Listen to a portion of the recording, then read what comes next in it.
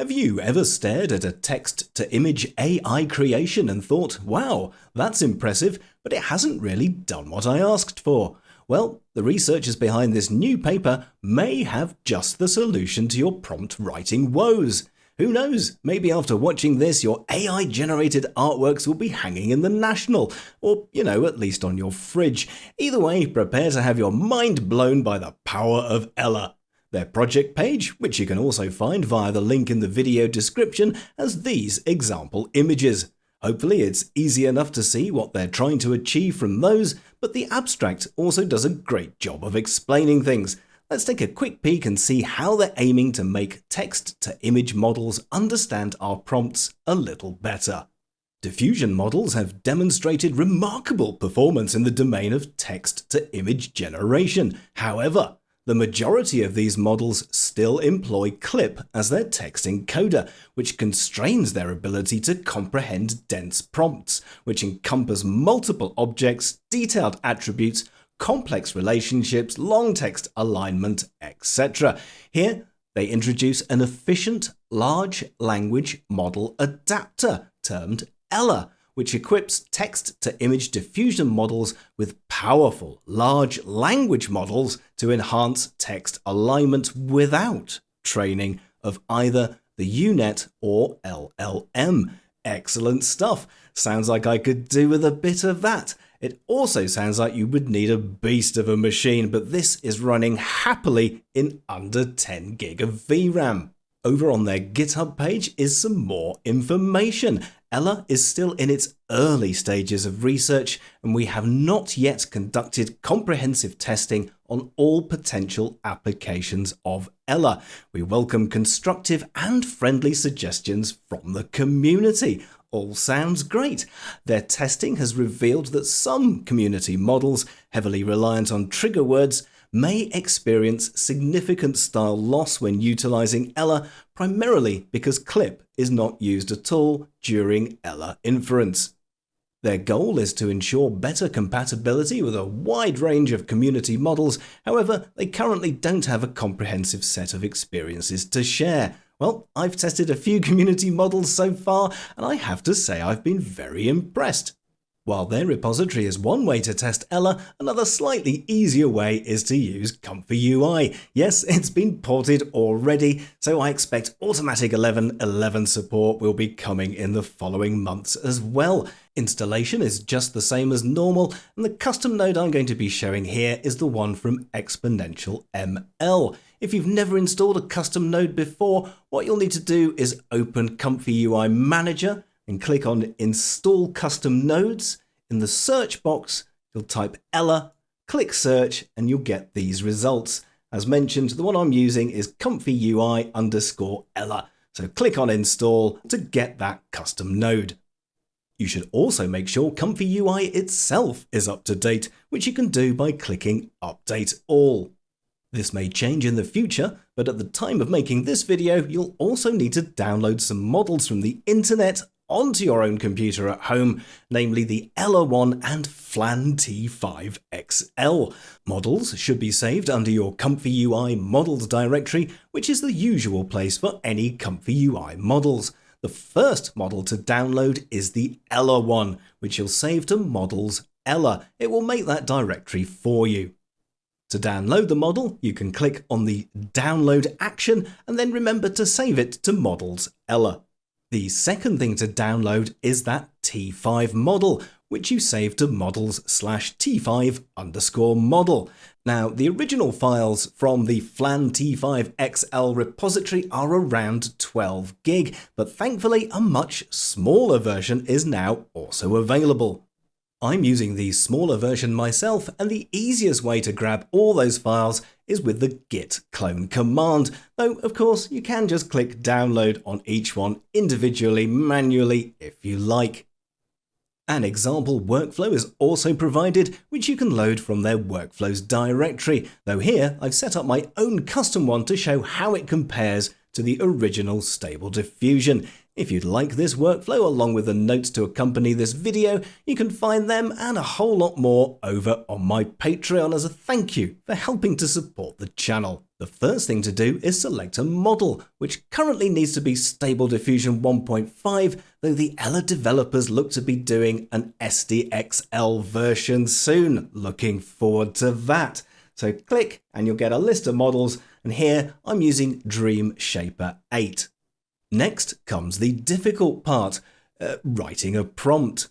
If you're using my workflow, then I've added some notes next to the prompting area to give you a guide. Let's go through this now. Like it says, short prompts will work, but the result is much better after the caption is refined. And here we have some caption refining instructions. Basically generate a long version of the short one like I show in the examples below. The long prompt version should consist of around 3 to 5 sentences, and long prompts should specify color, shape, texture, or spatial relation of the included objects.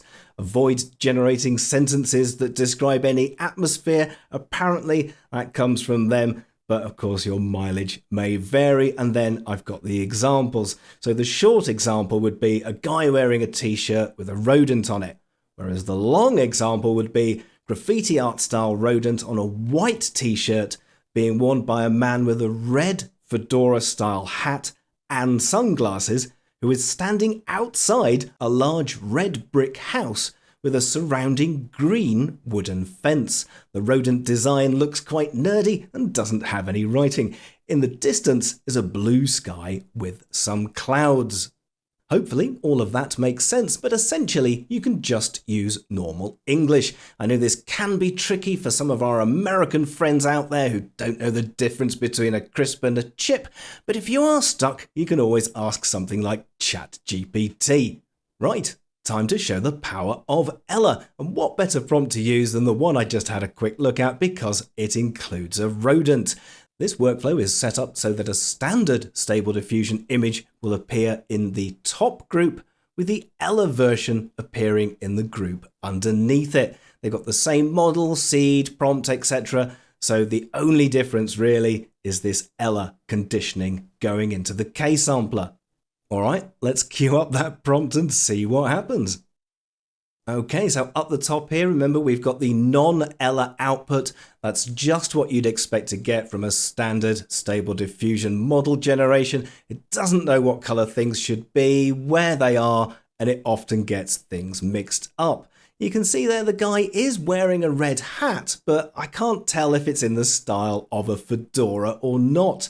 There doesn't seem to be a green fence, and honestly I think it's made the guy into a rodent rather than the design on his t-shirt. On the other hand, the Ella output is, well, it's got everything I asked for. He's got his red fedora style hat, he's wearing the sunglasses, we've got the rodent on the t-shirt, we've got the red brick house, and we've got the green fence as well. If I generate another couple of random images, you should start to see how cool Ella is. It isn't perfect, mind you, but remember, this is still early days. So here we've got another random generation. Nope, got a white hat. Remember, I want a red fedora style one.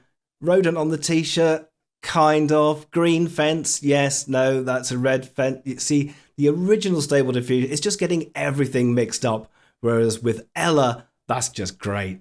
One thing I should probably point out here is what we're looking for is an image which matches the prompt I've given as closely as possible. What I'm not trying to do here is create stunning works of art. So instead, just pay attention to what each image includes from the prompt and what it doesn't include. The closer the match, the better.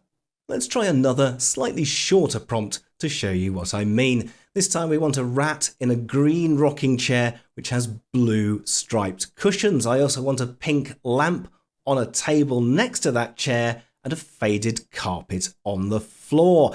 How well do you think each version will do? Let's do some random generations and find out. Okay, so once again, standard Stable Diffusion seems to have got everything wrong. The lamp there, that's not pink, whereas in the one below, we've got a perfect pink lamp. It's also on a table. this one is on the floor. We've got some blue striped cushions there, and that's green striped. We've got a rodent, sort of, and he is on the rocking chair at least, and there is a little bit of a faded rug. So personally, I think Ella did brilliantly again. If I fire up another random generation, let's see what comes out this time. Well, okay, Stable Diffusion standard. It hasn't even got the rodent on there, and again, it's all wrong. Whereas Ella, we've got the rodent, we've got the blue stripes, we've got the green rocking chair, and we've got the pink lamp, which is almost on a table. So as you can see, it's not quite perfect, but definitely very much better than without Ella. Don't know about you, but I'm pretty sold on Ella already. Okay, how about if I go for a more descriptive prompt, which isn't quite as simplistic? Perhaps a little bit of artistic flair in there with iridescent crystal structures erupting from the ground, an indigo sky, and a lone figure wearing a tattered black cloak. For this one, once again, I prefer the Ella output, not only because it more closely matches the prompt, but it actually also looks a little better as well. Let's queue up another one, see how well it does, because I do like to do completely random images. And there, all right, okay, so Ella has failed a little bit there. I haven't quite got the crystal erupting from the ground, but I do have the guy in the cloak and the sky. How's it going to do on that one? Yeah, once again, not too bad. As I'm all fantasy inspired now, it must be time for a turquoise hamster. Once again, I've got some slightly flowery language here. So if we zoom out, do another little generation and see how both of these come out. Okay, there we go. We've got a sort of turquoise hamster, slightly brown cheeks there. And the one underneath, well, once again, that one looks pretty cool. We'll do some more generations. As you can see, the red tree in the background there, whereas these trees are all green. Yep, it's staying red. You've got the turquoise hamster, little patch of dirt, the flowers. So the original Stable Diffusion is doing quite well, but I mean, what's going on there? The hamster is inside its little house, whereas down here it knows that the hamster itself should be turquoise, and there he is sort of playing with a ball of dirt, which isn't exactly what I've asked for, but I still think the Ella outputs are a lot closer. So remember, what we should be getting here is a massive turquoise hamster, a colourful meadow of flowers, the hamster's deep eyes. You know, I'm not really explaining specifically what I want there. I'm using the flowery language, which isn't necessarily ideal, but does still work. A patch of dirt, which I haven't got in either of them. And in the background are some ancient trees with red leaves. Overall, I think it's reasonable to say that in most of the tests I've done, Ella much more closely matches the prompts provided. It does very well with compositions, often correctly assigning colours to objects in the scene, whereas without Ella, it's all a bit random. This also opens up a load more fun options, such as getting large language model nodes to generate complex, lengthy prompts for you. Ella also works well with other nodes, as we can see here in the example from the custom node GitHub page, such as control nets or even style and composition, a bit like in this next Nerdy Rodent video.